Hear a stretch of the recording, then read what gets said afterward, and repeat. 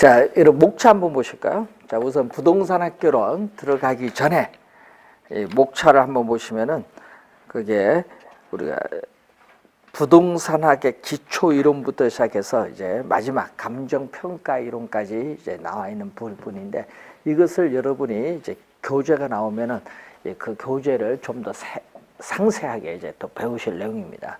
그래서 우선은 이 11월, 12월은요, 입문서를 가지고 우선 기본적 개념, 용어, 좀 부동산학을 공부하려면 용어를 좀 알아야 되니까 이 용어를 어떻게 공부하느냐, 이게 상당히 중요합니다. 그래서 여러분이 그 목차 보게 되면요, 총론이 있거든요. 부동산학 총론, 기초 이론이거든요. 자, 이 부동산학을 배우는 총론, 기초 이론입니다. 그러니까 이 부동산이 뭐예요? 이제 물으면은 막 생각을 막 하세요. 우리가 배우는 건 법률적으로 해서 부동산 개념을 배우고 있지만은 우리가 실제 생활하면서 부동산이라는 말을 많이 쓰고 있습니다. 그럼 부동산이라는 거 뭐냐? 이 동은 움직일 동이죠. 움직이지 않는 물건이에요. 움직이지 않는 물건, 대표적인 게 토지인데, 땅. 그래서 이 부동산학을 우리 부동산이라는 학문을 연구하는 학문입니다. 그럼 부동산 학문을 연구할 때 이 총론은 기초 이론인데, 그래서 이 기초 이론에서 시험 문제는 다른 쪽에서는 부동산 개념을 안 내거든요. 그래서 이 부동산 학은 요거 과목만 학문이고 나머지 이제 배우는 건 다 법이거든요. 그래서 이 부동산 개념을 묻는 게 우리 꼭 출제를 해요. 부동산을 배우는데 개념을 모르면 안 되니까 부동산이란 과연 뭐냐? 개념이라고 하고, 또 여러분이 이제 배우실 용어 중에 토지가 있거든요. 땅. 이 토지가 여러분 거래를 합니다. 토지 거래를 할 때 그 토지가 땅은 땅인데 그 땅이 거래를 할 때 어떤 용어로 사용되느냐, 그 토지에 관련된 용어와 또 토지가 일반 상품과는 다른 특징을 가지고 있어요. 그러한 특징을 묻는 문제가 이 총론에서 우리가 3문제 출제를 합니다. 총론 부분에서. 그래서 올해 시험에도 3문제, 작년도 3문제, 평균 3문제 나옵니다. 뭐 토지만 출제하는 것이 아니라 또 주택도 나오고, 원래는 또 주택 쪽에서 나왔는데, 여러분 토지만 거래하는 게 아니잖아요. 주택도 거래하기 때문에 우리 주택하면 뭐가 있어요? 우리 여러분 보시면 단독주택 많이 들으면 단독주택 있고, 공동주택인 아파트, 뭐 연립주택, 뭐 다세대주택, 여러분 다가구주택은 단독주택에 속하거든요. 그리고 또 우리가 주택이 아닌데 주택에 준하는 게 있어요. 주택이 준하는 게 뭐 오피스텔이라든지 실버주택이라는 게 있는데, 뭐 이런 용어라든지 원래 준주택 나왔거든 시험 지문에. 그리고 또 뭐가 나오냐면은 도시형 생활주택, 여러분 많이 보잖아요. 도시형 생활주택 같은 거. 이런 용어들이 우리 실제 거래를 하거든요, 여러분이. 그럼 그 용어 거래를 할 때 요걸 뭐 이 주택이 뭔지는 알아야 될 거 아니에요. 그럼 그 용어가 어떤 용어냐, 그런 용어를 출제를 해요. 여기 부동산 학 총론에서는. 그래서 이 부동산을 연구하는 학문인데, 또 우리는 부동산은 경제와는 또 밀접한 관련을 가지고 있어요. 그래서 부동산 우리 시장에서 이 부동산을 사고자 하는 수요와 이 팔고자 하는 공급이 만나서 시장에서 부동산 가격이 어떻게 결정되면서 또 어떤 원인에 의해서 부동산 가격이 변동하는가, 이걸 분석하는 이론이 바로 이 부동산 이 경제 이론입니다. 이 경제에 관련된 이 부동산 이론인데, 시험 문제 이 경제 이론에서 우리가 5문제 내외가 출제해요. 올해 시험에 5문제 출제했습니다. 6문제 출제할 수도 있고 4문제 출제할 수도 있고 5문제 내외에서 출제를 하는 부분이 이 경제 이론입니다. 그런데 이 경제 이론을 이제 여러분 공부하게 되면요, 나중에 보시면은 이 경제 이론의 그래프가 나오게 되거든요. 이 수요 공급 배우게 될 때 그래프도 나오고요. 또 우리 탄력성 배울 때 또 수식도 나오는데, 이 그래프 수식이 이제 나오면서 이제 여러분 특히 이 그래프 쪽을 이제 배울 때 이게 이해가 잘 안 되시는가 봐요. 그래서 이 그래프 쪽에서 많이 고민을 하시는데, 이 그래프가 이해가 되면은 경제 이론은 다 맞출 수 있어요. 그래프가 이해가 되면. 그래서 이해가 되면 이 5문제 다 맞출 수 있고요. 수식은 시험 문제 쉽게 출제해요. 탄력성 관련된 건데, 그래서 여러분이 이쪽은 별 우리가 어려운 유형이 아닙니다. 올해 시험에 요 경제론 5문제가 다 쉽게 출제했어요. 그래서 여기서 여기 틀리시면 안 되는 부분이고, 또 이제 부동산 시장으로 가거든요. 이 시장 그리고 공간 구조 이론이 있습니다. 뭐 여러분 특히 이 부동산 시장에 있어서의 특징이 어떠한가 뭐 이런 관련된 얘기인데, 공간 구조 이론에서 토지를 빌려서 이용한 대가로 지대를 준다. 이 지대에 관련된 이론이라든지, 또 도시가 어떻게 형성 발전되어 오느냐, 이 도시 내부의 공간 구조가 분화되는 이론을 또 공부를 하고요. 그리고 입지 이론 배우거든요. 주거 입지, 상업 입지, 공업 입지인데 우리 시험에는요, 주거 입지는 여러분 너무 쉽게 잘 알기 때문에 출제를 안 하고 일반적으로 상권이 중요해요. 여러분 거래를 하다 보면 상가 건물 거래를 많이 하다 보니까 상권 분석에 관련된 모형을 출제하는 거예요. 그래서 요 관련된 문제, 이 시장 공간 구조 이론에서도 우리가 시험 문제가 5문제 내외가 출제를 했는데, 올해 시험은 4문제 출제를 했고, 작년 시험에도 5문제, 그래서 4문제 5문제 내외에서 출제를 또 우리가 하는 부분입니다. 시장 공간 구조 이론과 관련된 내용이고, 자, 그리고 부동산에 있어서의 정책 이론이 있습니다. 자, 이 부동산 정책 이론을 보면은, 자, 우리가 현재 우리나라에서 시행하고 있는 부동산 정책이 어떤 게 있느냐? 많죠. 부동산 거래 신고 등에 관한 법률, 거래 신고에 관한 법률 등이 들어갔거든요. 왜냐? 공법에서 중개사법으로 넘어온 게 좀 있어요. 그래서 부동산 토지 선매제도 같은 게 넘어왔거든요. 부동산 거래 신고 등에 관한 법률, 여러분 신고하는데 올해 개론에서도 출제했어요. 거래 신고. 그리고 또 부동산에 있어서 우리 관련해서 뭐 개발 제한 구역이라든지 지역 지구제라든지 현재 시행되고 있는 정책, 그 관련된 정책의 내용이 출제를 또 합니다. 그래서 이 정책 이론은 또 정부가 왜 부동산 시장에 개입을 하느냐, 개입하는 이유, 또 개입을 하는 방법, 어떤 방법 가지고 개입하느냐. 또 여러분 세금 부과잖아요. 양도소득세, 재산세, 세금 부과하는 목적, 또는 세금 부과했을 때 경제적 효과, 뭐 이런 걸 묻는데, 자, 여기서 시험 문제 또 우리가 4문제 내외를 출제하는데, 4문제 내외인데 올해 시험에는 5문제, 올해 시험에 5문제 출제를 했어요. 작년 시험에는 우리가 시험 문제, 작년 시험에는 3문제, 하여튼 4문제 내외로 출제하는 부분이 정책론. 그래서 여기도 문제는 어렵게 출제하지는 않습니다. 그래서 여러분이 가장 어려워하는 부분이 어느 부분이냐 하면요, 이 투자 이론과 금융 이론이거든요. 이쪽 부분을 여러분이 상당히 어려워하는 부분입니다.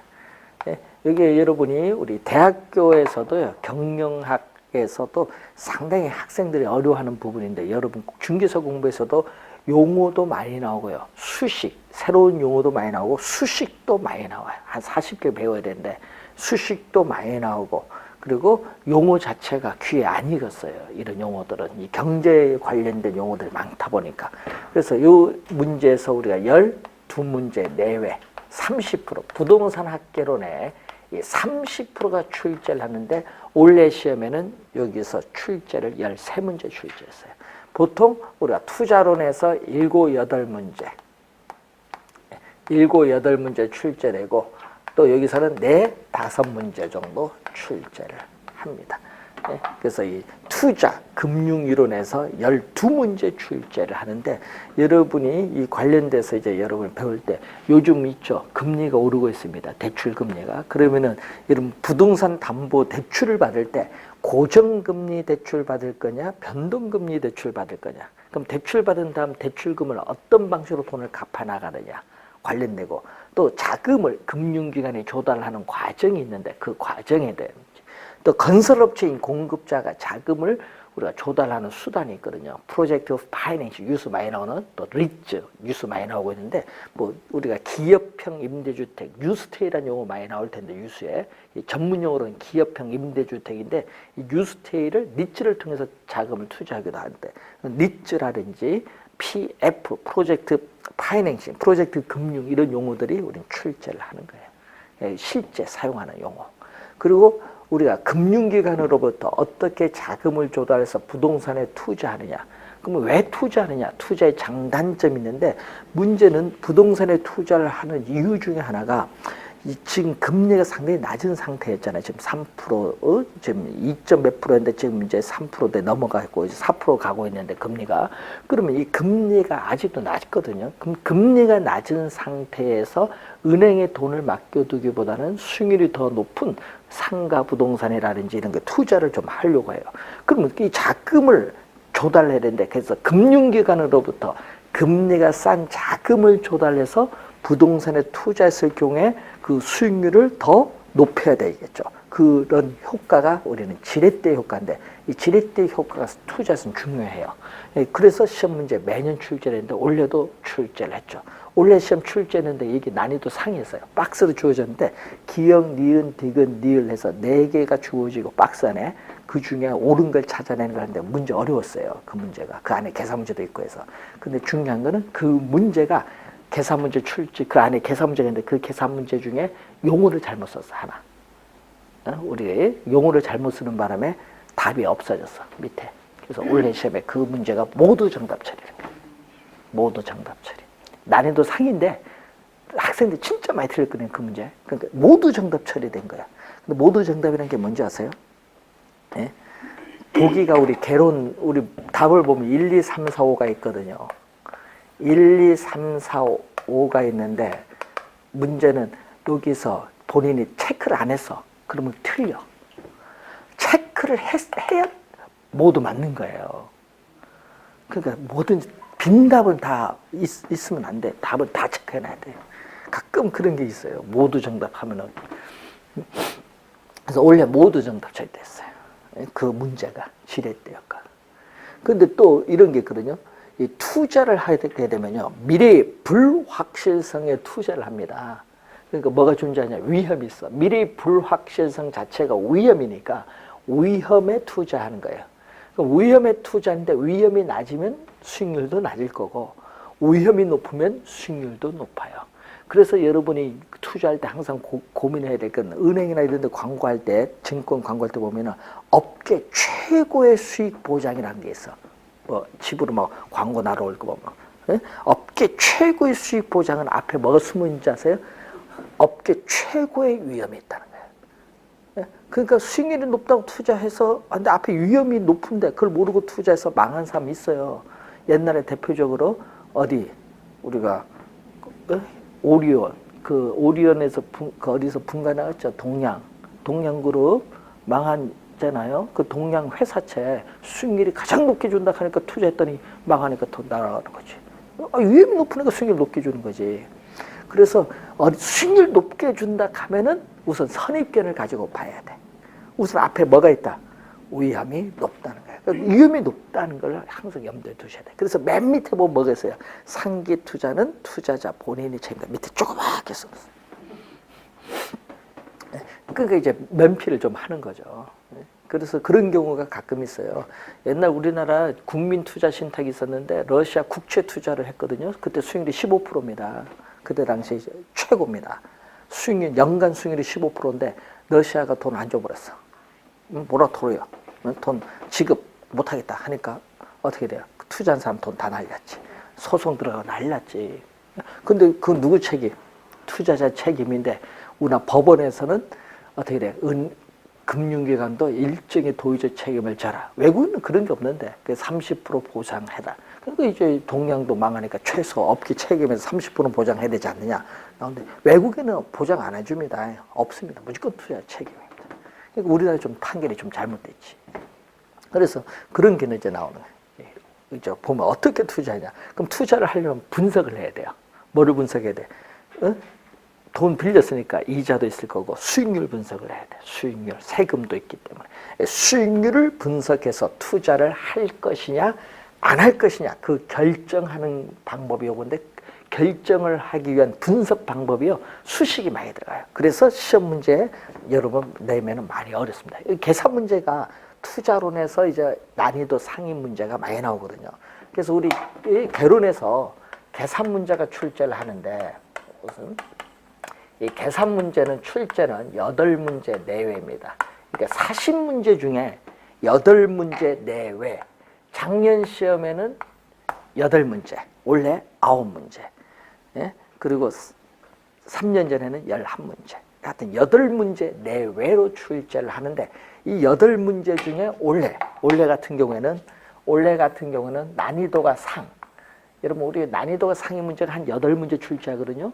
그 8문제 중에 6문제가 상이었어 원래. 그러니까 요거는 출제율 틀리라고 내는 문제야.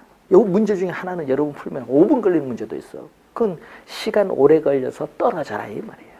그러니까 계산 문제는 좀 맨 마지막에 풀어야 시간 오래 걸리니까. 그래서 그 문제는 난이도가 상이에요. 40문제 중에 8문제가 난이도 상인데 그 중에 6문제가 여기 포함된 거예요.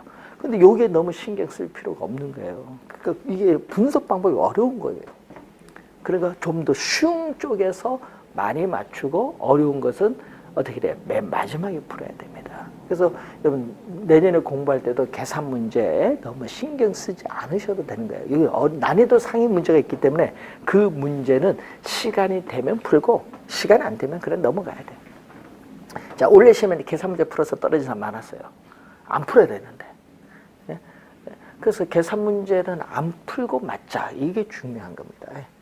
그래서 원래 이신청 들어갔는데 이신청 우리 원래 시험 끝나고 이신청이 들어갔는데 이신청 되는 문제 중에 2문제가 원래 이신청 그 받아줄 때 2문제가 계산 문제에서 받아주는 거예요. 그러니까 계산 문제 안 본 사람 땡 잡았지. 그런 게 중요한 거예요.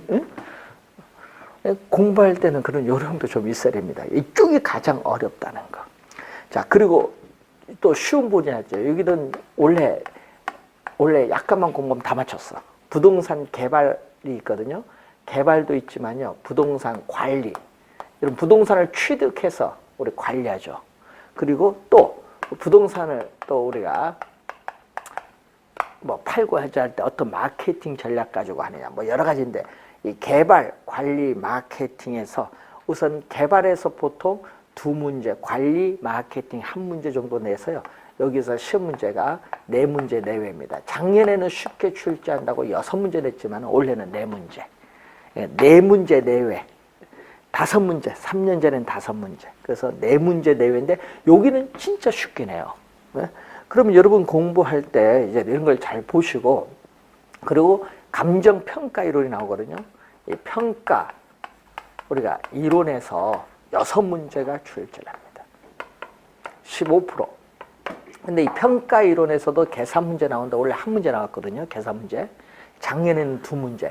근데 무슨 계산 문제 너무 신경 쓰지 않을 때 원래 계산 문제 1문제 빼고 5문제가 쉬웠어요. 바로 보면은 문제 답이 다 보였어. 그러니까 여러분 문제 원래 개론이 어렵다고 하는데 어려운 게 아니에요. 어려운 건 어디서 체감이 어려우냐면 여기서 어려워서 그렇지. 계산 문제에서. 나머지는 쉬웠어요. 나머지는요 작년보다 더 쉬웠던 것 같아요. 그러니까 문제는 그래서 전략을 잘 구성해야 돼. 우리 공부하고자 할 때 부동산 학개론을 어떤 방식으로 접근해서 공부하냐 이게 중요합니다.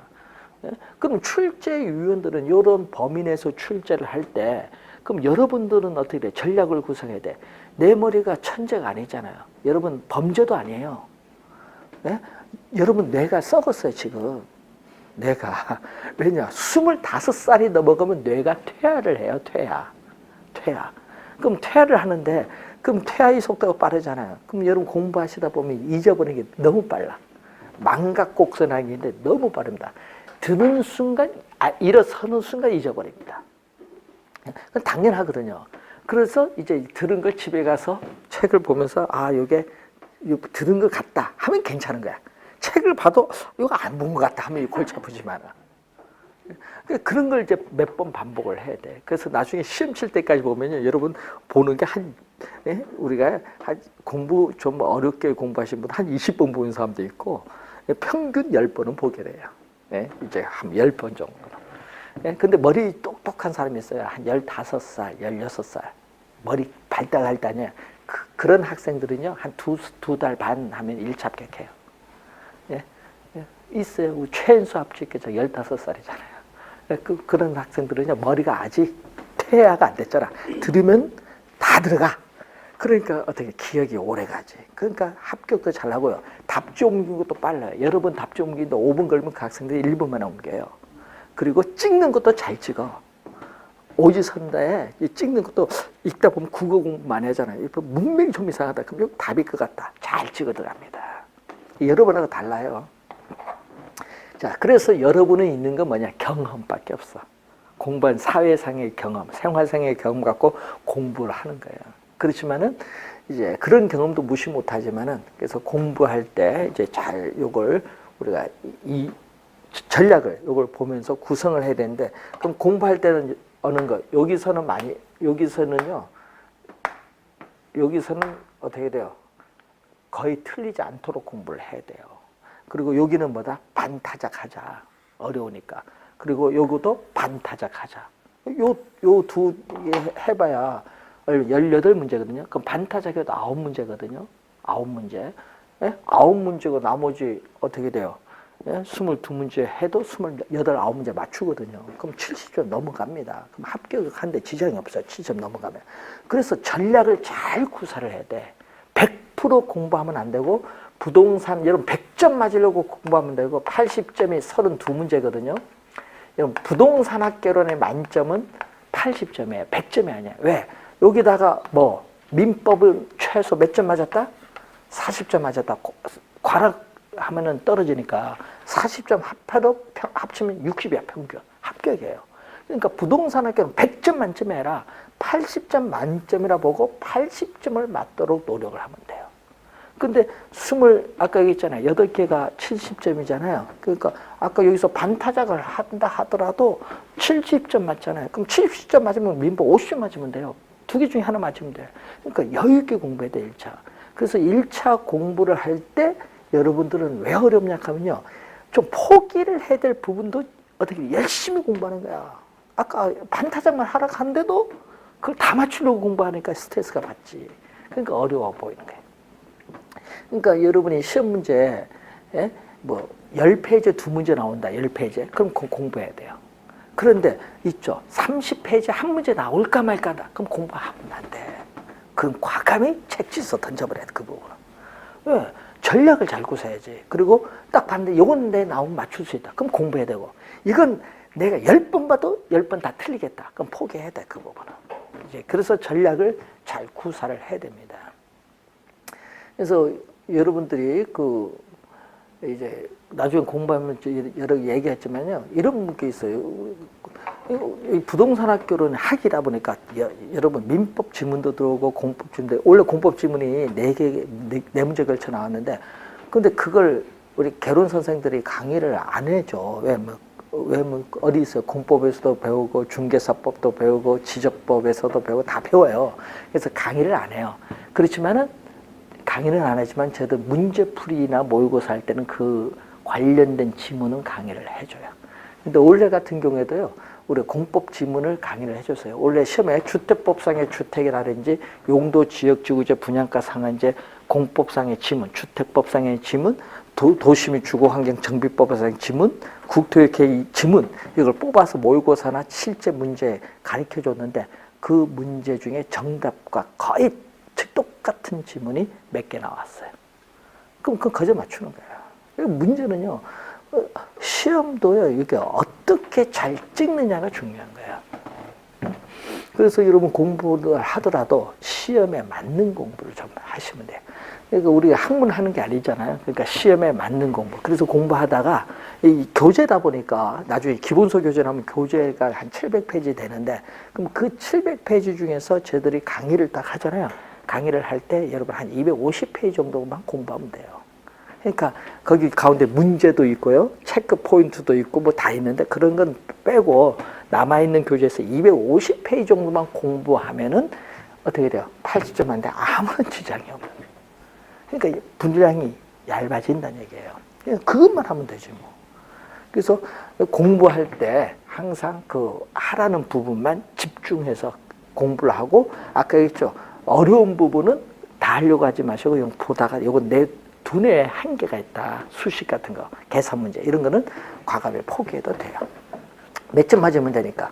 80점 맞으면 되니까. 100점이 아니야, 80점. 그러니까 8개 포기해도 되잖아요. 8점 맞는 데는.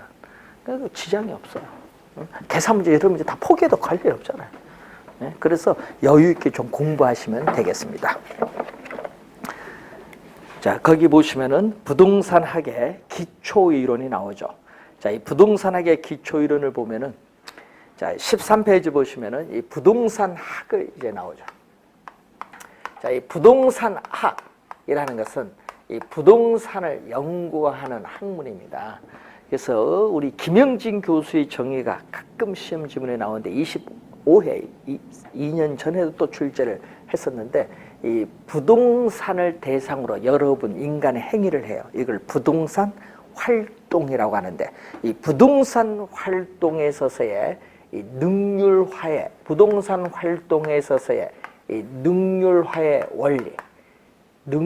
원리 및 그 응용 기술을 개척하는 종합 응용 과학을 부동산학이라고 김영진 교수는 정의를 내리고 있습니다.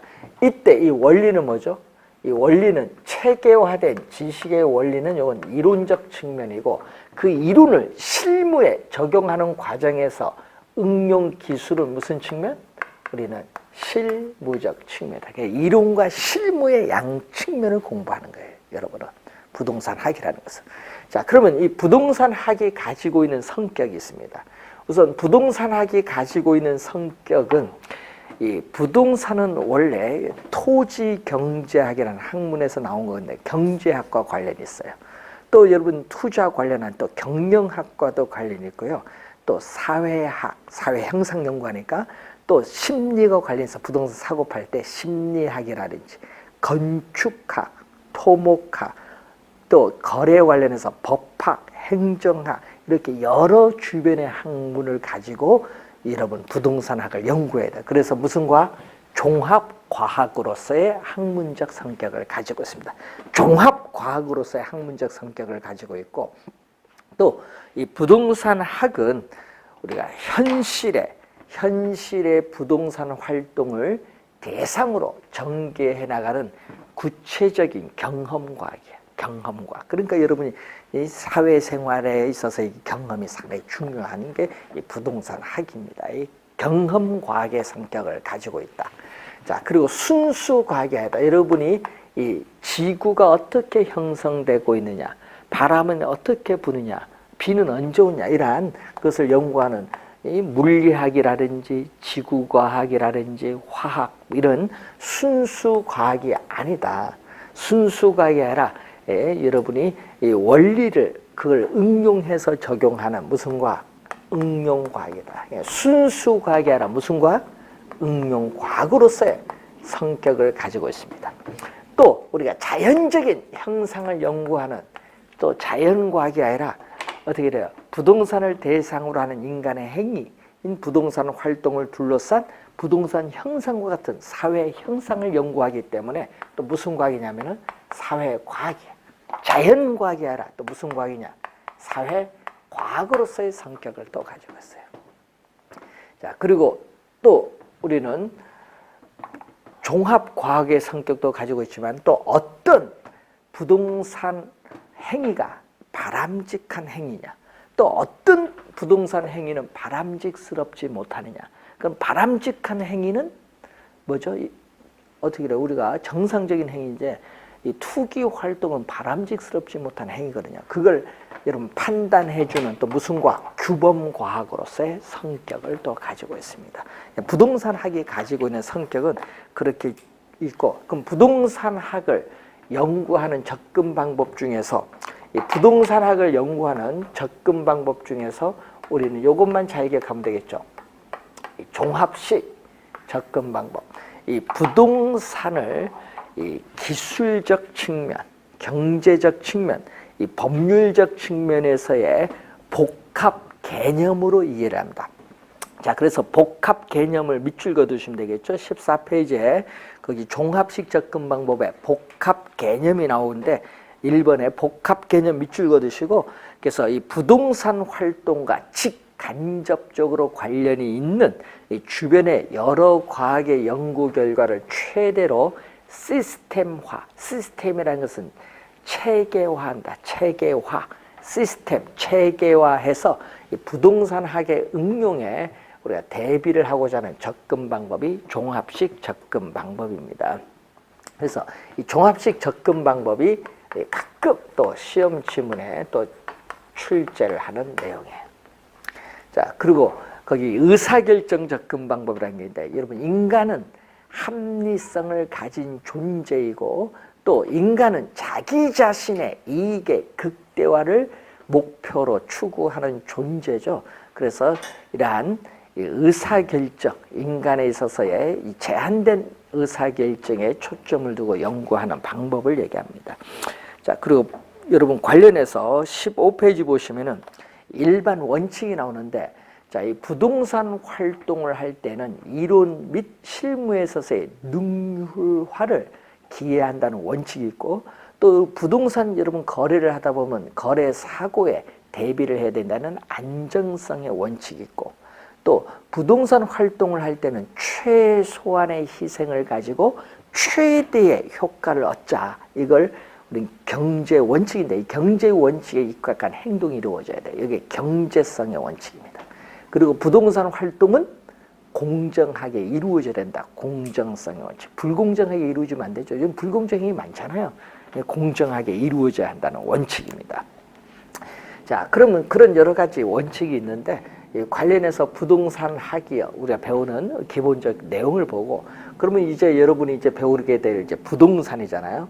그럼 이제 배우게 될 용어 중에 이 부동산이 과연 뭐냐, 우리가. 그래서 어떤 분은 그런 얘기도 해요. 부동산은 과학이라고 얘기하신 분이 있고, 부동산은 어떻게 돼요? 사기다. 우리나라 사기 사건의 약 90%가 부동산이 있다 보니까 사기다 얘기하는 사람이 있고, 또 부동산은 또 뭐다? 인생이다 얘기하신 분도 있고, 예? 또 부동산은 눈물의 씨앗이라 얘기하신 분도 있어.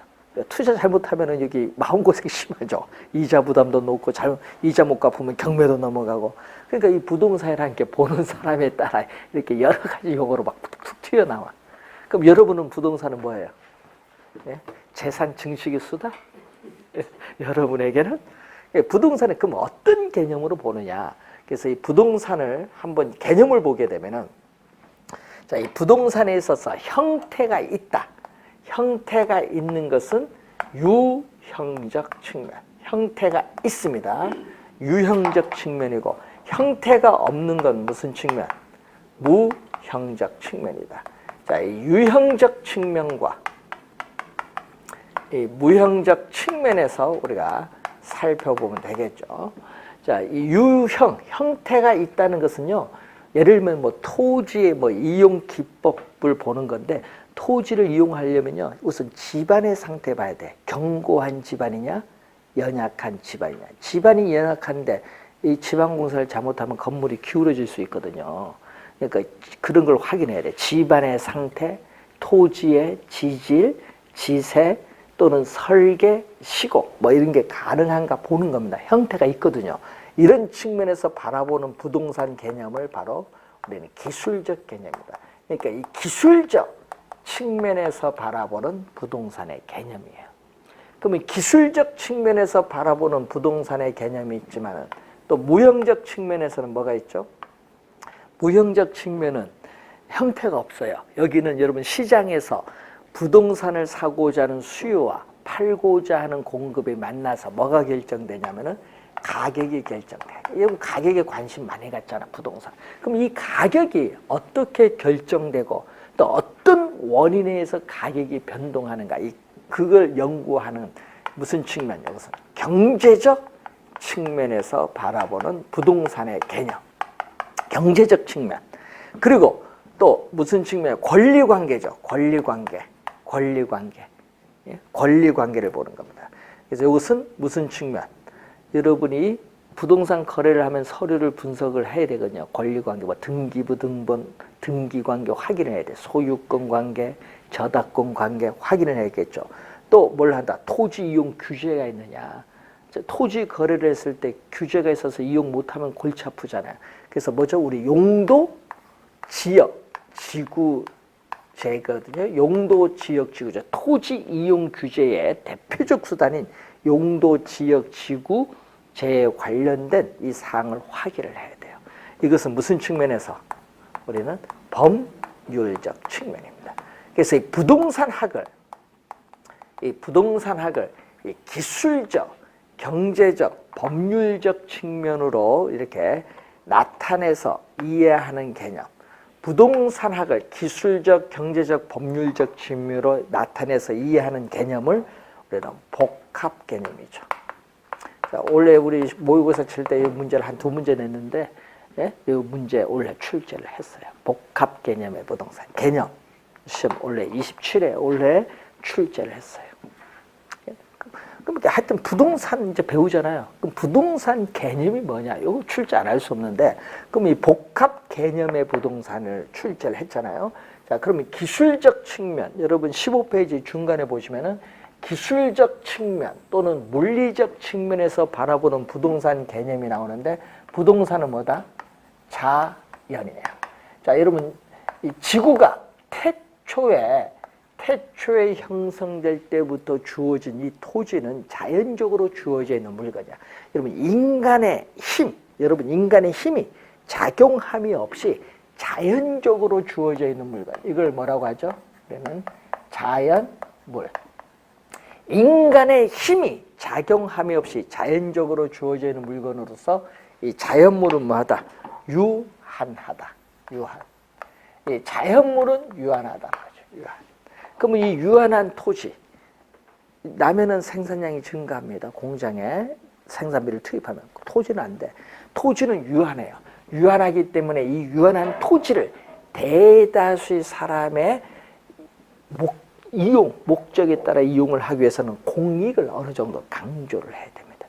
그래서 우선 자연의 개념이 있고, 또 부동산은 여러분 땅만 공부하는 것이 아니라 공중, 우리 지금 건물 고층 있잖아요. 공중. 또 지하, 전철, 지하 이용하잖아요. 그러면 이런 지표상의 땅, 지하, 공중을 이용하는 3차원의 뭐죠? 공간 활동이에요. 공간 개념을 또 배우셔야 돼요. 자, 그리고 부동산은 위치가 고정되어 이동할 수 없죠. 또 위치로서 이제 공부하는 게 이제 바로 부동산. 위치가 유리한가 불리한가, 위치의 가치가 달라져요. 그리고 또 위치가 고정된 부동산들이 모여서 하나의 그 지역의 환경을 형성하는데, 자, 이렇게 자연, 공간, 위치, 환경은 무슨 개념? 기술적 측면에서 나타나는 부동산의 개념. 그 중에선 여러분이 나중에 공부할 때 특히 어리 신경 많이 써야 돼. 공간은 시험 지문에 좀 자주 나오기 때문에 공간은 좀 신경을 쓰시고. 자, 그럼 경제적 측면에서는 어떻게 되죠? 자, 여러분 경제적 측면에서는 부동산은 자산, 또 자본, 생산 요소인 생산재, 그리고 소비재, 그리고 상품으로 이렇게 보겠죠. 네? 자, 그러면은 자산. 부동산은 자산입니다. 여러분, 우리 자산하면요, 시험 문제 나오는 건요, 요 2가지밖에 없거든요. 자산하면 시험 문제 나오는 건 실물 자산과 무슨 자산? 금융 자산. 요 2개예요. 자산 관련해서. 요 2개만 잘 이해하면 되는데, 그럼 실물 자산이라는 게 뭐냐? 우리 부동산이에요. 지금 우리 배우는 부동산, 대표적으로 뭐 토지, 땅이라든지, 뭐 주택, 상가 등의 건물, 대표적인 부동산이지. 그게 뭐 요즘 좋아하는 금, 실물 자산이에요. 트럼프 대통령 당선됐더니 안전자산인 금, 실물 자산의 가격이 오르죠. 이유가 있으니까 오르는 거죠. 그러면 금융자산은 화폐로 표시된 자산입니다. 그러면 화폐로 표시된 자산, 대표적인 게 뭐냐? 현금, 여러분 은행에 예금, 뭐 적금, 정기예금 뭐 이런 게 있죠. 주식, 채권 이런 거 전부 금융자산이에요. 그러면 왜 이걸 공부를 해야 되냐? 이거거든요. 그러면 올해도 출제, 여러분이 출제를 많이 하거든요. 인플레이션이 발생합니다. 물가가 지속적으로 상승하는 인플레이션이 발생을 하면은 돈의 가치는 떨어져요. 올해 초에 김치 냉장고가 50만 원이었습니다. 그러니까 똑같은 김치 냉장고인데 지금은 예를 들어서 60만 원이다. 물건은 동일한데 가격이 비쌌죠. 물가가 올라서 가격이 비싸졌어. 그럼 돈의 가치가 그만큼 10만 원? 1년 사이에 그 물건의 돈의 가치는 떨어졌다는 얘기예요. 그러니까 여러분이 인플레이션이 발생하면 화폐 가치가 떨어집니다. 인플레이션이 발생하면 화폐 가치가 하락을 하기 때문에 화폐로 표시된 금융자산의 가치도 하락을 해요. 이럴 때는 인플레이션이 발생할 때는 실물 자산의 가격은 오르기 때문에 실물 자산을 보유하는 것이 여러분 물건을 구입을 할 수 있는 능력, 구매력을 보호받을 수 있기 때문에 유리한 거예요. 이걸 전문용어로 뭐라고 하냐면 인플레이션 헤지라고 해요. 인플레이션 헤지라고 하는데 이 헤지는 우리가 상당히 용어가 금융 선물상의 용어로서 상당히 어려운 용어인데 위험 회피라고 번역을 하면 이해하기 좋아요. 그럼 인플레이션이 발생을 했을 경우에 위험을 회피시켜주는 수단으로서 금융자산을 보유하기보다는 뭐를? 실물자산을 보유하는 것이 유리하다 얘기야. 여러분 시험 문제 25회 시험 올해 또 출제했잖아. 27회 시험. 요 내용을 물었잖아요. 실물 화폐 실물 인플레이션을 발생할 때 뭐가 유리하다? 부동산 보유하는 게 유리하다. 그것만 오늘 배워도 되는 거예요. 경제 상황에서 상당히 중요하죠. 물가가 오르면은 부동산 보유하는 게 좋다 이거예요. 돈은 가치가 없어지니까 물가가. 여러분 저 중미 이런 데가 있죠. 중미 지금 현재 중미에 인플레이션이 연간 120% 넘어간 국가가 있어. 그러면 그 국가의 돈의 가치가 있을까 없을까요? 없지. 화폐 가치가 대폭 떨어질 텐데. 그러니까 거기에서는 자국 화폐는 쓰지도 못해. 왜? 휴지야 휴지. 그러니까 뭐를 이용해야 돼 거기는? 자국 화폐 이용 못하고 달러를 이용하는 거예요. 미달러와. 예? 그런 형상이 나타나는 거예요. 그러니까 하여튼 인플레이션이 너무 높으면 안 좋은 거예요. 돈의 가치가 너무 많이 떨어져서. 그래서 정부는 인플레이션을 안정적으로 하도록 물가가 매년 2~3%씩 안정적으로 올라가도록 하지 급격히 오르면 안 좋은 겁니다. 그래서 여러분 인플레이션이 발생하면은 기억해야 돼요. 많이 오르면 뭐가 좋다? 요게 좋다. 부동산, 금. 금 투자하는 이유가 있겠죠. 자, 자산인데 이런 게 있죠. 자산, 자본. 아까 있죠. 재산을 증식시켜주는 수단으로서 부동산은 하나의 자본으로서 역할을 해요. 그리고 또 생산 요소, 기업의 상품 생산 활동을 위한 공장 부지로서 제공해 주거든요. 이건 생산 요소, 생산재, 재는 재화입니다. 줄여서 재, 생산재, 이건 소비재, 소비재화인데 소비재, 인간의 최종 생활의 편의를 위해서 소비재로서 제공을 해줘요. 소비재. 뭐 대표적으로 뭐죠? 뭐 주차장이라든지 콘도미니움을 위한 땅으로서 제공해주고 그 소비자는 또 최종적인 하나의 상품이 돼요. 그래서 시험 문제 여러분이 23회 시험에 이렇게 났거든요. 여러분 4년 전에 이렇게 냈어요. 4년 전에 경제적 측면에서의 부동산 개념이 아닌 거. 그럼 요 5개 중에 4개가 여기 나왔어요. 시험에. 그럼 하나가 공간 나왔어요. 그럼 답은 뭐가 정답? 공간. 그런 문제 내도 틀려요. 그 문제 벌써 2번 출제했어요. 그럼 원래 정답이 뭔지 아세요? 원래 시험 27회 1번 문제 정답이 뭐냐? 그 보기 중에 이렇게 나왔어요. 자연, 위치, 환경, 자본, 소비재 등은 기술적 측면의 부동산이다. 틀렸죠? 여기 들어가면 경제적이지. 그게 원래 시험 정답이었어요. 어렵게 안 내거든요. 기본적 개념을 이해하는 걸 물어요. 기본적 개념. 그리고 또 올해 시험에 출제된 문제가 원래 경제 상황을 봐서 요걸 출제했거든요. 올해 시험에 스태그네이션이라는 단어가 있어요. 스태그네이션이라는 단어 있고 또 이제 배우는 지금 인플레이션 배웠으니까 인플레이션은 아까 뭐였죠? 물가가 지속적으로 뭐 하는 형상? 상승하는 형상. 스태그네이션은 이걸 번역을 하면은 스태그네이션은 경기 침체, 불황이에요. 이걸 더해준 용어. 이 2가지가 지금 우리나라에 나타나거든요. 지금 2가지가. 그러면 요거 스태그, 요거 더해준 용어가 뭐다? 스태그, 프레이션. 요걸 올해 시험, 27회 시험에 출제했어요. 현재 우리나라 시장 상황을 묻는 거거든요. 스태그플레이션. 그건 뭐죠? 스태그플레이션 두 용어의 합성어. 그러니까 뭐죠? 경기 침체, 불황은 하고 지금 있는데 그 가운데서도 물가는 오르고 있는 양상. 이거 상당히 안 좋은 양상입니다. 우리나라 현재 상황이죠. 이걸 원래 출제했어요. 정답 스태그플레이션. 영어 해석이 되면은 맞추는데 영어를 몰라서 또 틀려. 이 기본적 우리나라 현재 시장 상황이 어떤가를 한번 묻는 문제를 원래 출제한 내용이죠. 그러니까 너무 어렵게 들어가면 안 돼요. 항상 기본적인 걸 물어요. 우리 시험 문제는. 기본적인 걸 이제 보고 그러면 아까 있죠. 아까 여기서도 지문 하나 뽑고 여기도 하나 뽑고 여기도 하나 뽑고 또 어디서도 뽑아. 법률적 측면 여기도 또 뽑아줘. 그러니까 여기서 지문들을 각각 하나씩 뽑아서 하나의 문제를 형성하는 겁니다.